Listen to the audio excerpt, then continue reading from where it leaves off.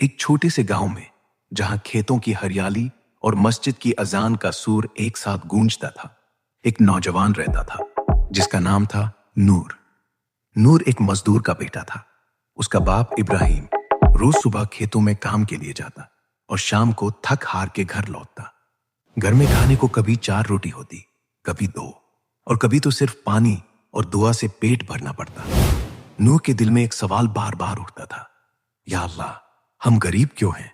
क्या वजह है कि हमारी मेहनत के बावजूद पेट नहीं भरता? एक रात जब नूर मस्जिद में इशा की नमाज के बाद बैठा था, वहां का इमाम मौलाना यूसुफ उसके पास आए। नूर ने अपना सवाल उनके सामने रखा। मौलाना, कुरान शरीफ और हदीस में गरीबी की वजह क्या बताई गई है? क्या अल्लाह हमसे नाराज है? मौलाना मुस्कुराए और बोले, नूर, अल्लाह हर इंसान के लिए रहमान और रहीम है। गरीबी एक इम्तिहान है, लेकिन इसकी वजह कुरान और हदीस में साफ बयान की गई है। चलो, मैं तुझे एक कहानी सुनाता हूँ। मौलाना ने अपनी बात शुरू की। मौलाना की कहानी। बहुत समय पहले एक शहर था जहां 2 भाई रहते थे, अहमद और जैद। दोनों के पास खूब दौलत थी, खेतों की कोई कमी नहीं और दुकानों से उनकी रोजी चलती थी।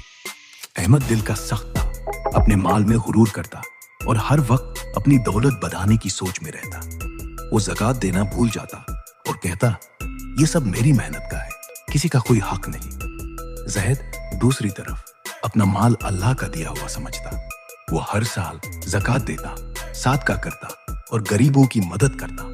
उसने कुरान की आयत याद रखी जो सूरत अल बकरा 2216 में कहती है, जो लोग अपना माल अल्लाह के रास्ते में खर्च करते हैं, उनकी मिसाल ऐसे दना जैसी जो उगता है और हर दना 100 दाने उगाता है।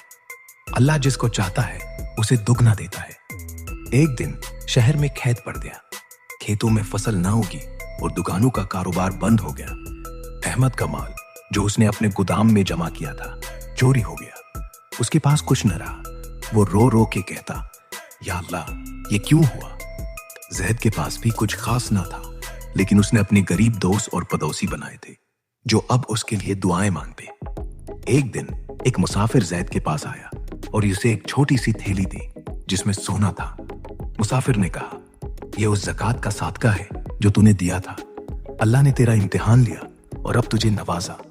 जैद ने उस सोना से अपने पड़ोसी गरीबों के लिए खाना खरीदा और धीरे धीरे उसका कारोबार फिर चल पड़ा। अहमद जो अपने माल में मगान था, उसने ना ज़कात दी ना सदका किया।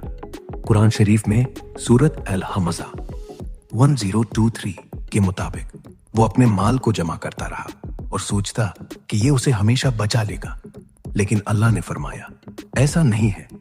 अहमद के पास सब कुछ था, लेकिन उसका दिल खली था और आखिर में उसकी दौलत उसके किसी काम ना आई। मौलाना ने नूर से कहा, गरीबी का एक बड़ा सबब दिल की नाशुक्री और ज़कात ना देना है। हदीस में रसूल पाक सल्लल्लाहु अलैहि वसल्लम ने फरमाया, जो ज़कात नहीं देता उसका माल बरक़ा से खली हो जाता है। सही मुस्लिम। लेकिन गरीबी सिर्फ पैसे की कमी नहीं नूर, कभी कभी गरीबी दिल की होती है। जब इंसान अल्लाह का शुक्र अदा नहीं करता, सब्र नहीं करता या अपनी गलतियों से सबक नहीं सीखता। नूर का सफर।